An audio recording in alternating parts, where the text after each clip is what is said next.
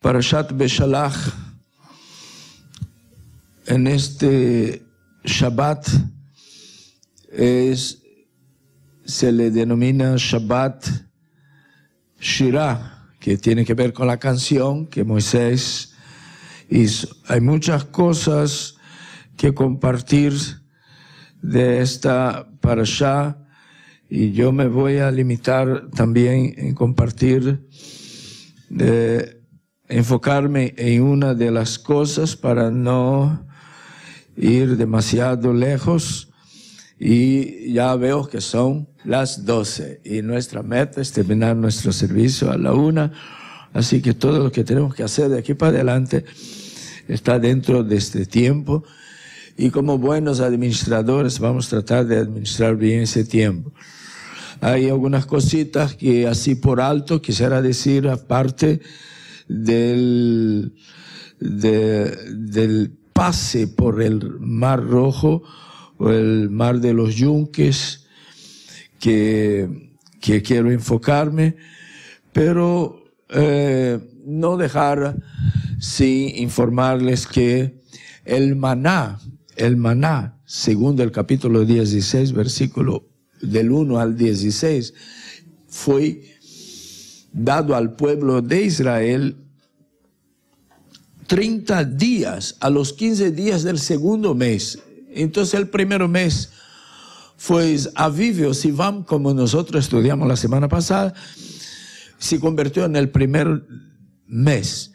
Y en la tarde del 14, es decir, del 15 en adelante, ellos estaban saliendo. En la tarde del 14 ellos estaban listos y salieron, y apenas se puso el sol, ya era el 15 del primer mes. Y el maná llegó al 15 más o menos del segundo mes, es decir, a los 30 días que ellos partieron de Egipto. A veces no tenemos una idea del contexto del lugar donde ocurrieron todos estos hechos. Y déjame decirles una cosa. Usted se acuerda que cuando el pueblo de Israel estuvo peleando por salir, Moshe se presentaba delante de Faraón y decía: ¿hasta cuándo? Deja el pueblo ir. Y el Faraón le dice: bueno, ¿quiénes son los que van? Entonces Moisés pasa la lista e incluye inclusive la más mínima pezuña, es decir, el ganado más sencillo, el más pequeño, el más cualquiera, el más débil, todos vamos. No, hágalo aquí mismo en Egipto. Y Moshe, no entiendo 100% por qué, tengo una ligera idea. Dice: no, camino de 3 días nos vamos. Pues camino de 3 días era más o menos hasta donde el pueblo de Israel llegó. Cuando dio el 4.º día, entonces allá en Egipto, los capataces que ya habían convencido a Faraón de dejar salir el pueblo, hasta dijeron, si no me falla la memoria: ¿hasta cuándo vas a permitir que Egipto continúe siendo destruido? Deja el pueblo ir. Entonces los mismos capataces, dicen algunos midrashim, que fueron a Faraón y dice: pero ¿por qué nos vamos? Ya pasaron 3 días y no hay señal de que ellos regresen. Entonces en el 4.º día el Faraón dice: vamos a buscarlo. Entonces cuando fue en el 6.º día, el Faraón llegó a la orilla del mar, que a camino, a pie, el pueblo de Israel llegó a este lugar a los 3 días. Ellos llegaron al 6.º día. Al 6.º día. Y el pueblo de Israel en este 6.º día ya estaba del otro lado del mar, llegando al final. Y yo me imagino, sí, mi imaginación, el Faraón ahí, el mar abierto y el pueblo a perder de vista, ya llegando al final de su camino. El Faraón dice: vamos, entremos. Entonces, el el Eterno, el ángel del pueblo de Israel, la nube que ya estaba sobre el pueblo de Israel, salió de adelante del campamento. Usted puede imaginar una cola de gente. Salió de adelante, pasó para atrás. Se vino atrás. Hashem se vino atrás, se quedó atrás del pueblo. El ángel también, la nube también. Y quedó entre el pueblo egipcio, el ejército egipcio y el pueblo de Israel. Cuando llegó la mañana del séptimo día de que habían salido de Egipto, salió el último israelí, el último judío del camino del mar, y llegó a la orilla del mar y miró para atrás y vio la nube. Me surgían preguntas tales como: ¿por qué Hashem se puso atrás? La respuesta lógica es para protección del pueblo. Pero hay más respuestas que han dado a esa pregunta, para que el pueblo de Israel no viera lo que estaba pasando con los egipcios. Porque cuando Hashem está castigando a alguien, nosotros no tenemos que alegrarnos ni estar ahí de espectadores viéndole. Cuando usted ve a Hashem probando a una persona o castigando a alguien por algo que ha hecho, no diga nada. Mejor, si es de abrir la boca, diga: ten misericordia, Hashem. No se goce. Está viendo, eso es porque tú hiciste, eso es porque tú hablaste, eso es porque tú... Hashem se puso allí y a trabajar, rompiendo las ruedas de las carrozas. Hasta esos detalles está en la Torah. Bueno, entonces es bueno saber que en el séptimo día, ¿y qué es el séptimo día después que nosotros hacemos la cena de Pesa, el Seder de Pesa? Es un Shabbat. No es un Shabbat semanal, pero es como Shabbat. Es un día festivo. Es el cierre de la celebración de Pesach, o como también solemos llamar la fiesta de los panes sin levadura. Entonces, es decir que después de ese día que llegaron allá, cuando llegara a la puesta del sol de ese día que ellos terminaron de cruzar el mar, ellos ya podían comer comida leudada, pues. Entonces, por eso se llama a este Shabbat de hoy Shabbat Shirah, porque cuando el pueblo salió del otro lado, Hashem, ellos cantaron. Y yo quiero enfocarme en esto hoy, un poquito en esto, porque para mí es importante, que creo que es muy importante para todos nosotros, que el pueblo de Israel cantó, porque hasta ahora no lo había visto cantando. El pueblo solo gemía, el pueblo solo lloraba, el pueblo solo lamentaba. Pero cuando llegó del otro lado, el pueblo comenzó a cantar. Entonces la vida de ellos cambiaron. Y otras cosas, antes de hablar solamente del cántico que el pueblo de Israel hizo, yo quiero agarrar unos versículos que son los primeros, los que acabo de leer. Acabamos de escuchar la lectura en la Torah. Dice en el capítulo 13, versículo 17, algo que no está exactamente en lo que yo quiero hablar, pero considero que debemos atentar para eso. En el capítulo 13, versículo 17 dice: y sucedió que cuando Faraón envió fuera al pueblo, Elohim no los condujo por la ruta de la tierra de los filisteos, de los palestinos, ya que era cercana. O sea, habían dos rutas para llegar en la tierra de Canaán. Una ruta larga y una ruta corta, ¿no? Y Hashem no envió por la ruta corta porque era cerca, por esa ruta era muy fácil ir a Canaán y volver a Egipto.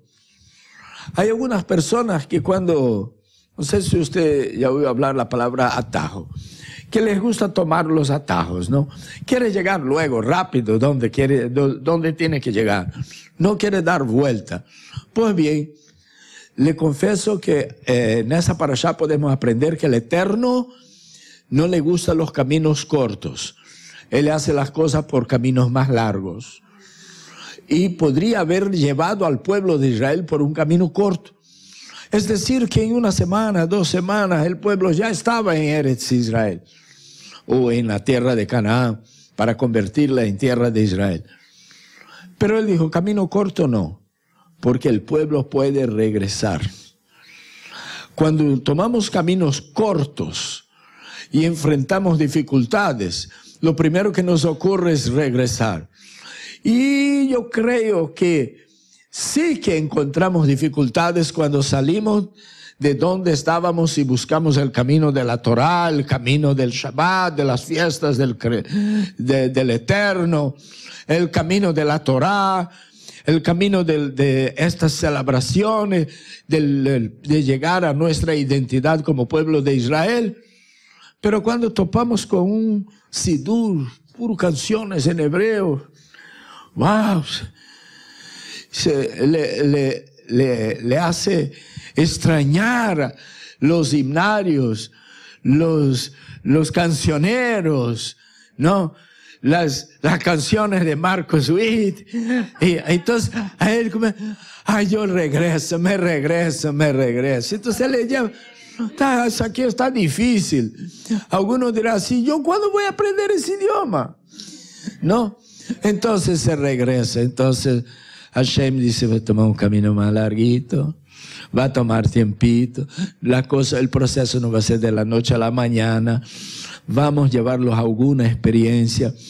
Y por ese camino corto no había un mar para interceptar, no enfrentaría un mar, y al no enfrentar un mar no tendrían la experiencia de ver su Dios abriendo el mar delante de ellos y abriendo camino donde no hay, y ellos pasaren a pie seco, y después saber que cuando llega del otro lado, la sorpresa de que cadáveres de todo el ejército de Egipto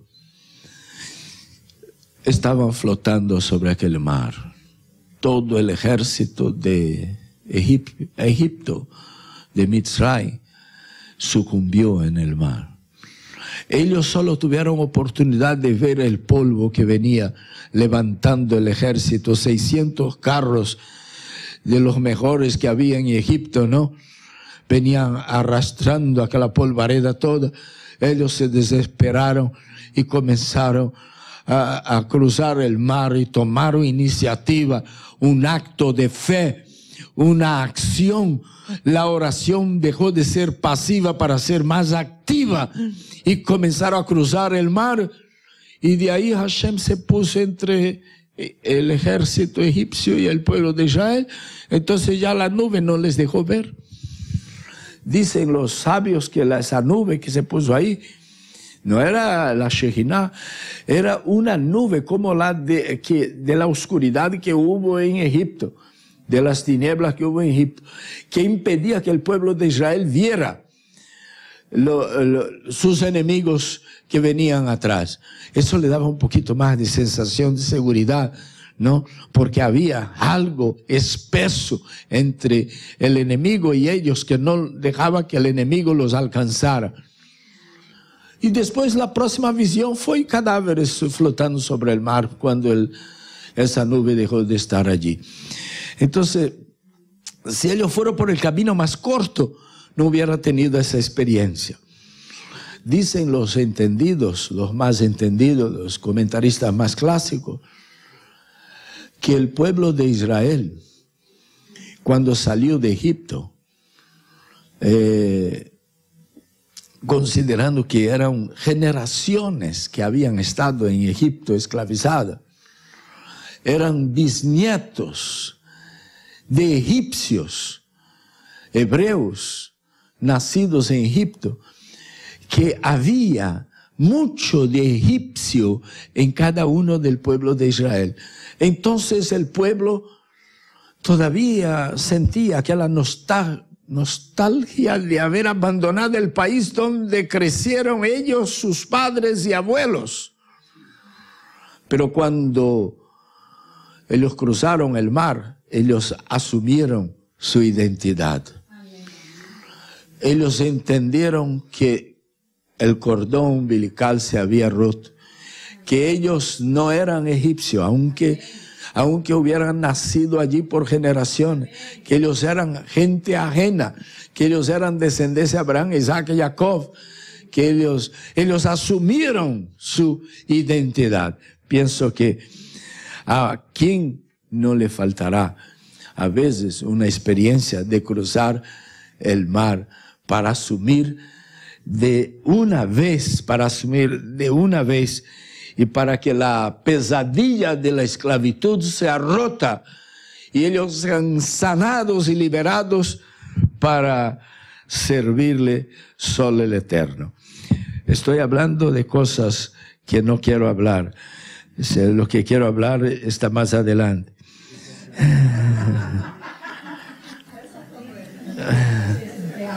Cuando yo comience a hablar de lo que yo quiero hablar, entonces es porque son cosas tan... Quiero enfocarme en el milagro del mar, pero todavía como que se me hace difícil. Entonces el quinto y sexto día fue el tiempo que Faraón tomó para llegar al mar. Pero en la mañana del séptimo día ya el pueblo de Israel ya estaba del otro lado. Ahora, quiero que ustedes piensen en un versículo que tiene que ver con la oración. Y es que hay algunos versículos que tienen que ver con oración en nuestra parashá, ¿no? Desde la oración de Aarón sobre la montaña, de Moshe sobre la montaña, y Aarón y Ur levantándole las manos. Pero hay una oración antes. El pueblo clamó a Hashem, y Hashem dijo así: ¿por qué me clamas a mí? Dígale al pueblo. Es más o menos, como decir así: ¿por qué están orando? Ya pasó el tiempo de orar. Pero ¿cómo Hashem va a decir: ¿por qué me clamas a mí? Si cuando Moshe está delante de la zarza, Hashem le dice desde la zarza: he oído el clamor de mi pueblo y he visto sus aflicciones. Entonces, el clamor, la oración es algo importante, porque fue lo que movió al Eterno a enviar a Moshe y a sacar al pueblo de Egipto. No sé si usted se ha preguntado alguna vez si ya el pueblo estaba esclavizado cuando Moisés huye de Egipto, y Moisés huye y pasa 40 años en Madián. Y solo después de 40 años es que Hashem aparece en la zarza y le manda a Moshe de vuelta a Egipto. ¿Y por qué tenía que esperar 40 años?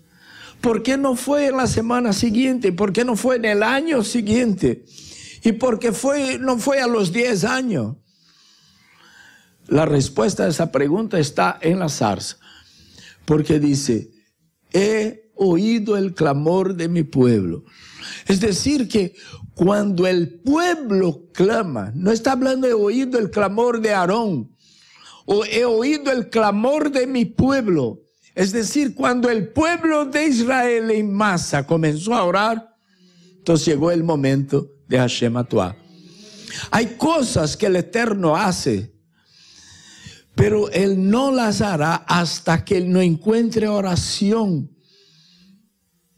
Él no encuentre un pueblo clamando por aquello que es plan de él hacer.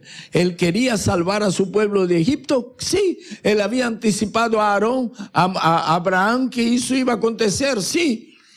Y él quería sacar a su pueblo.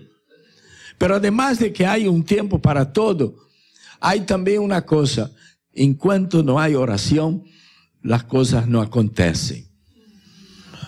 Pero nosotros parece que hemos aprendido solo hasta ahí. Ahí quedamos hora y hora y hora y hora y hora. Esta semana yo me estaba acordando de una persona que yo fui a orar por ella, me llamó para orar, estaba muy enferma. Y esta persona se sanó inclusive. Al fin y al cabo alcanzó sanidad. Hace muchos años esto, y yo fui a la casa de esa persona a orar por ella, y hicimos una oración como la que tenía que hacer. La persona se sintió muy confortada, muy animada, muy alegre, muy feliz, y yo veía que la mitad de lo que ella necesitaba, ella ya tenía. Hasta que pues yo ya había tomado el té, ya me habían brindado alguna cosa. Yo dije, llegó la hora de ir. El semblante de la persona cayó completamente. Ahí yo dije, de las 50% bajó para 10. O sea, retrocedió. Y me dijo, pero usted va a continuar orando por mí, ¿no? Y yo dije, ¿por qué tendría que continuar orando? Yo hasta puedo orar. Y de hecho estaba pensando en seguir orando. Pero me preocupa lo que usted me dice. Porque parece que si yo me voy, usted va a volver a lo que estaba. Parece que usted cree así. La gente tiene la tendencia de orar, pero no hacer nada. Su oración es simplemente pasiva. Y en esa parashá, nosotros tenemos que aprender que la oración no puede ser solo pasiva, ella tiene que ser activa.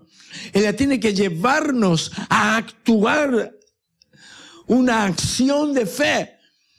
Hay un midrash que dice que uno del pueblo de Israel, hijo de Abinadab, Nachshon, eso no está escrito exactamente en la Torah, pero dice que cuando él vio ahí, estaba al lado de Moshe y vio que Hashem le dijo, ¿por qué me clamas? Ya has orado, ¿por qué sigues con eso? Diga al pueblo que marche. Pero el mar está ahí, impetuoso, con sus olas encima, tirando a la playa delante de ellos. ¿Marchar hacia dónde? Entonces dice que Nachshon se metió mar adentro, y se metía, y se metía, y se metía. Y cuando hacen estas películas de Hollywood, consulta todas estas fuentes, probablemente hayan hecho o harán algún momento en la película un israelí metiéndose mar adentro hasta que el agua llegó a sus narices. Ya cuando llega a las narices, si el tipo sigue andando, se ahoga, ¿no? Cuando llegó a sus narices, el mar abrió. Segundo un midrash, de todas formas, si eso fue así o no, uno debe aprender lo siguiente, que es cuando nosotros damos el paso de fe. Y eso está muy de acuerdo con lo que Yeshua decía. Yeshua decía así, alguien clamaba y decía, Yeshua, ten misericordia de mí. Él dice, ve a lavarte en el Siloé. El tipo tenía que actuar, el tipo tenía que hacer algo. Si él cree, él entonces ahora tiene que salir corriendo hacia el estanque de Siloé a lavarse. No sé cómo lo hizo, porque los ojos estaban embarrados. Intenta poner barro en los ojos y ver hasta dónde usted puede ir, pero lo cierto es que él fue. Por ejemplo, bajan el paralítico a donde está Yeshua y él dice, toma tu lecho y anda. O sea, no podía sanar sin que él tuviera que hacer algo. No podía sanarlo y dejarlo ahí sentado en la cama. No, él tenía que levantarse, tomar el lecho y comenzar a caminar para que los huesos se le pusieran en los lugares correctos y él fuera completamente sanado. Cuando vienen 10 leprosos, Yeshua, ten misericordia de mí, hijo de David, ten misericordia. Yeshua lo sanaba y decía así, ve a mostrarse a los sacerdotes. Y solo después que comenzaron a caminar hacia los sacerdotes, fue que sintieron que la lepra se le iba desapareciendo. Y no tuvieron que caminar mucho para que se sanaran completamente, porque uno decidió regresar y decir, gracias. Y ese es el único tipo de regreso, el que es para dar gracia, que no hace volver la lepra. Porque el agradecido, la gratitud garantiza que la enfermedad fue vencida y derrotada completamente. Y ese regreso y dice, oiga, ¿no eran 10 o será que conté mal? Sí, 10. Estaban haciendo lo que tú mandaste. Y solo este samaritano vino para dar gracias. Y ya vino limpio completamente. Y yo creo que después alcanzó a los demás, ¿no? Y fueron a mostrarse al sacerdote. La idea no era solo mostrarse al sacerdote. La idea no era solo cumplir con unas mitzvot. La idea era dar un paso de fe y comenzar a caminar en la dirección que el maestro había apuntado. Sabemos que la idea también era de que los sacerdotes recibieran el testimonio y de que ellos pudieran ejecutar algunas mitzvot que estaban guardadas para después de la venida del Mashiach. Pero principalmente la idea era de que hiciera un acto de acción, hiciera la parte de ellos, dejara de orar para actuar por fe. El pueblo de Israel hizo esto. El pueblo de Israel, el mar no abrió hasta que ellos no pusieron, hasta que el primer pie no fue puesto sobre el mar. Si nosotros pasamos toda la vida orando, si hasta con Yeshua fue así, si el paralítico dijera, ¿qué está loco ese? ¿Qué me va a mandar caminar, levantar y caminar? Yo no levanto desde sabe cuántos años. Y cargar cama. Si yo no cargo nada, yo no puedo cargarme ni a mí mismo y me manda cargar mi cama. Y es más, a mí me han enseñado que en Shabbat no hay que estar cargando nada. Y como más me dice para salir cargando.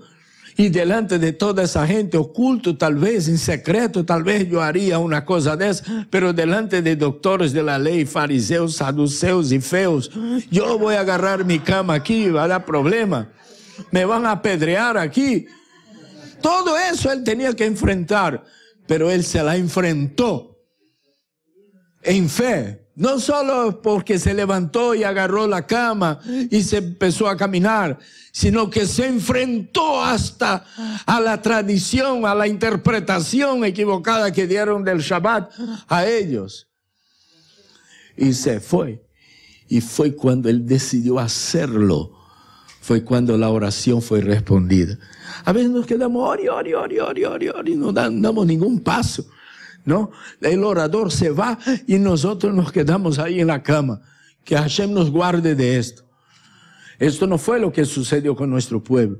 Esto no es lo que Hashem nos está tratando de comunicar con Parashat Beshalach.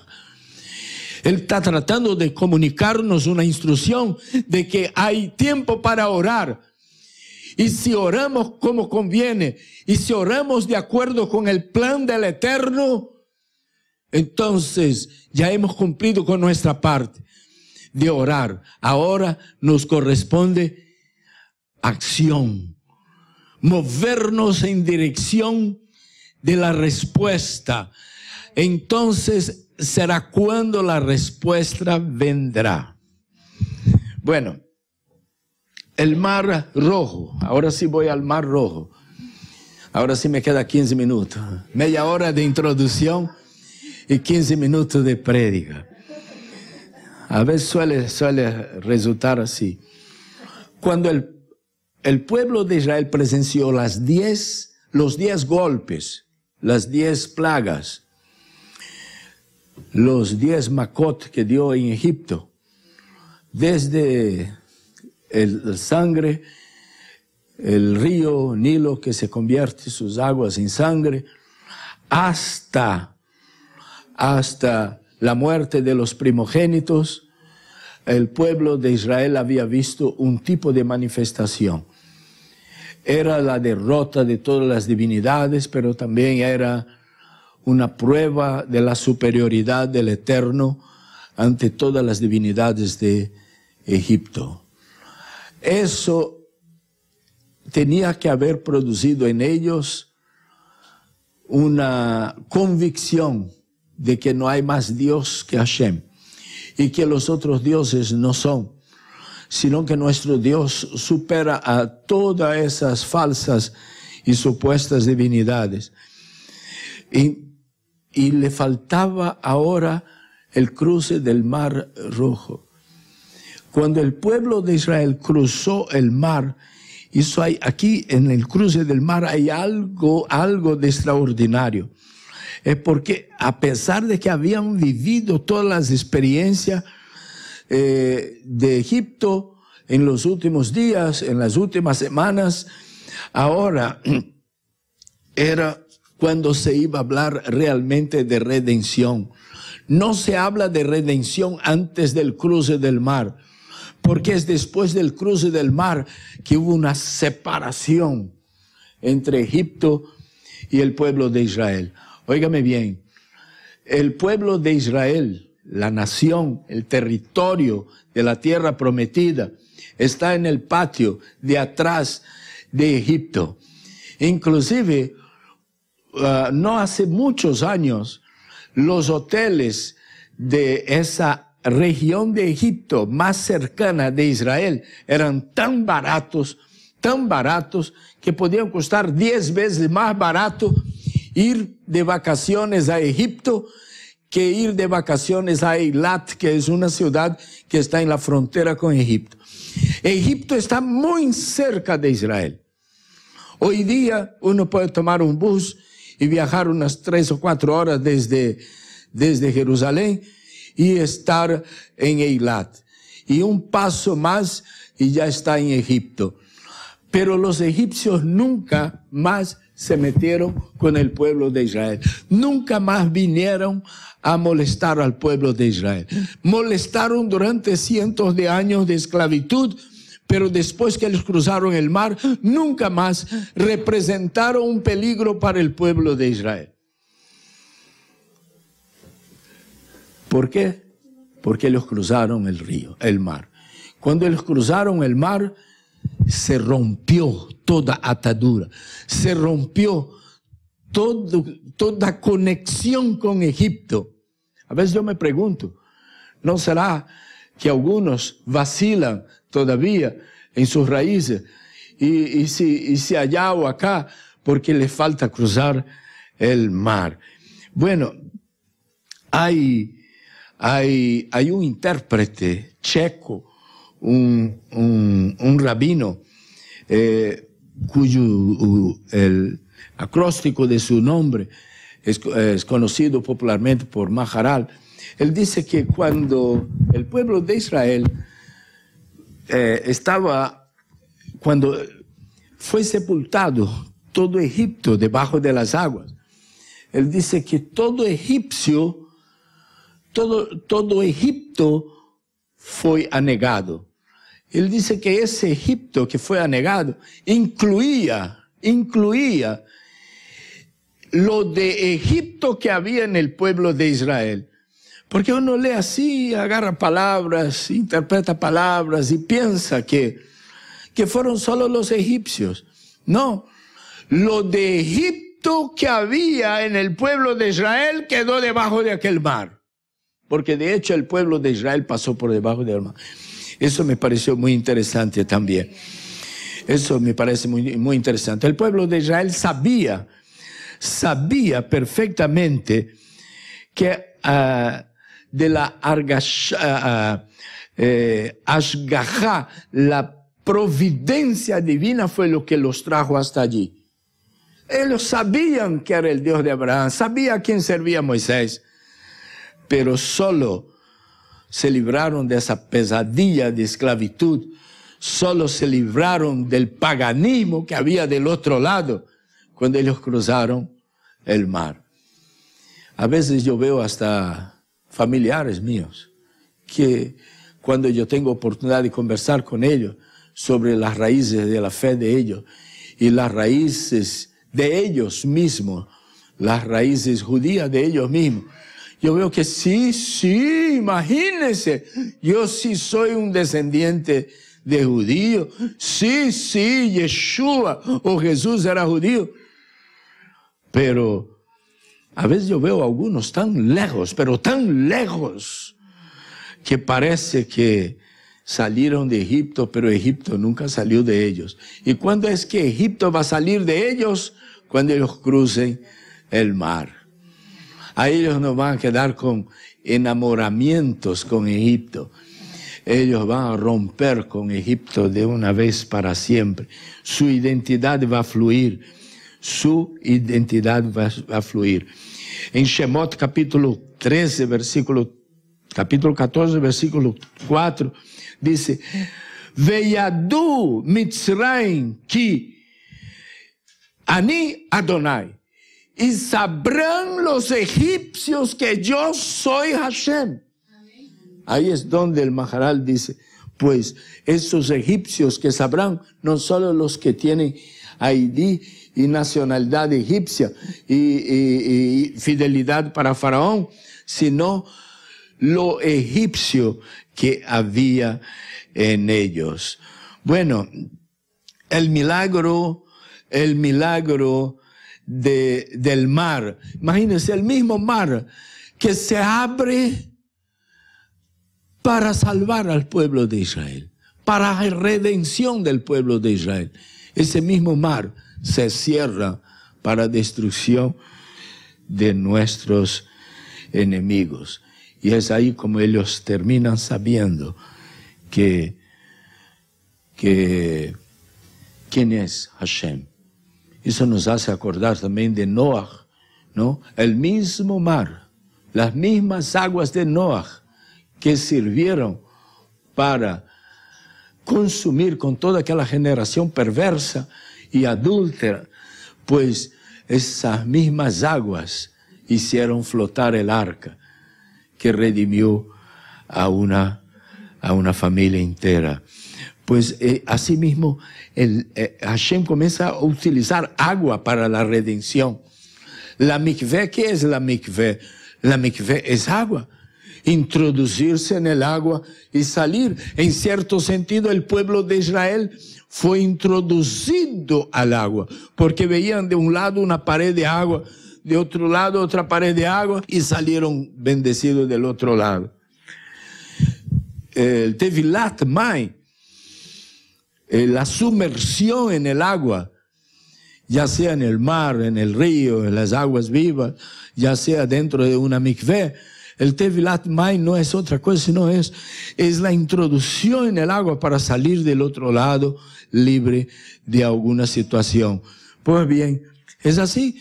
Cuando Yeshua dice, si no naciere de nuevo, no puede entrar en el reino de los cielos.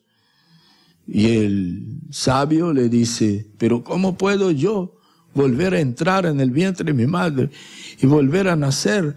No entiendo eso. Si tú no puedes entender lo que yo estoy diciendo, ¿cómo vas a entender las cosas de arriba? ¿No ves que cuando un bebé está en el vientre de su madre, no es que simplemente está en el vientre de su madre, está dentro del agua? ¿No es así? Cuando la madre siente que se rompe el agua, ella sabe que tiene que buscar luego el lugar para dar a luz. Pues bien, cuando Yeshua dice que es necesario nacer de nuevo, es necesario pasar por el agua para volver a ser como cuando llegó a ese mundo. Ahí es que está, el pueblo de Israel se purificó de todas sus contaminaciones, de toda su idolatría, de todo paganismo que les había afectado en Egipto. Cuando salió del otro lado, no fue con la plaga de los piojos, no fue con la plaga de las tinieblas, no fue con las plagas ni siquiera de los primogénitos, fue cuando ellos pasaron el agua. Es decir, que el mar, el agua, fue un milagro culminante. Fue el que produjo los momentos más importantes de la historia del pueblo de Israel, que los elevó en nivel espiritual de canción. Fue los que le elevó al pueblo de Israel a un nivel de canción. Procura ver el pueblo de Israel cantando antes de haber cruzado el mar. No hay una canción. No hay una canción allá en Egipto. En Egipto solo hay lamento y dolor. En Egipto solo hay tristeza y aflicción. Y es más, el pueblo de Israel no cantó del otro lado porque estaba feliz de la vida de ver los cuerpos de los egipcios. No. No cantó porque estaban alegres. No. No espere cantar solo cuando esté alegre, ¿no? Me va a suceder que alguien venga, esta semana gané mucho dinero, ahí llega aquí y canta. No, ese cántico no mueve a Hashem. Ese no es el cántico que Hashem quiere que nosotros cantemos. Él quiere que cantemos porque hemos descubierto quién es Él. Porque ya sabemos con quién estamos tratando. Y ahora el pueblo de Israel sabía quién es Hashem. Cuando nosotros hacemos ese cántico antes de la Midá y decimos, Mi kamoja baelim Adonai, ¿quién como tú, Adonai, entre los dioses? Eso fue lo que cantó también del otro lado. ¿Y por qué cantó? Porque ahora ellos saben que no hay Dios como el nuestro. La alegría vino por cantar, pero el cantar vino por el conocimiento de quién es Hashem. El pueblo de Israel cantó en varias situaciones. Y el nivel de espiritualidad del pueblo sube cuando él canta, cuando llega el tiempo de la canción. Por eso es Shabbat, llamado Shabbat Shirah. Y yo estoy feliz de la vida con los cánticos de esta mañana. No sé si ustedes sintieron que tiene una conexión tremenda con la parashá, ¿no es así? La tradición dice que cuando, eso no está escrito en el libro de Génesis, pero usted puede encontrar en la literatura tradicional, que Adán cantó cuando fue perdonado y vestido con trajes nuevos. Pero nosotros sabemos que el pueblo de Israel cantó cuando cruzó el mar. Sabemos que cuando el pueblo de Israel en el desierto ellos cantaron. Sabemos que Moshe cantó antes de morir. Pues bien, cuando Moshe tenía que partir de este mundo y se fue a su mundo, Ualach le olamó, al mundo de él, a la eternidad, lo último que le hizo fue cantar. Fue elevado de un nivel espiritual a otro. Y no necesitó que nadie lo fuera a sepultar. Dice que Yehoshua también cantó cuando él luchó contra los amalequitas. Y el sol paró. Y Yehoshua cantó. Barak y Débora cantaron cuando derrotaron a Sísera. Hannah, madre de Samuel. No aparece Hannah cantando nunca, pero cuando le dio a luz a su hijo, vaya a leer el cántico. Qué canción más hermosa. Fue elevada la mujer que era humillada dentro de su casa, la mujer que era menospreciada por una otra que le daba hijos a su marido.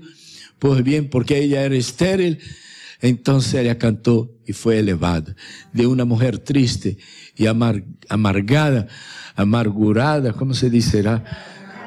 Amargada, sufrida, fue elevada a un nivel de canción, de Shirah, ¿no?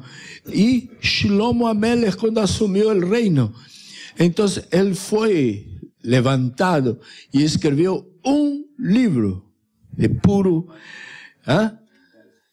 el libro de cantar, Shira Shirim, ¿no? Bueno, es como yo quisiera recordar inclusive sobre las mujeres. Miriam,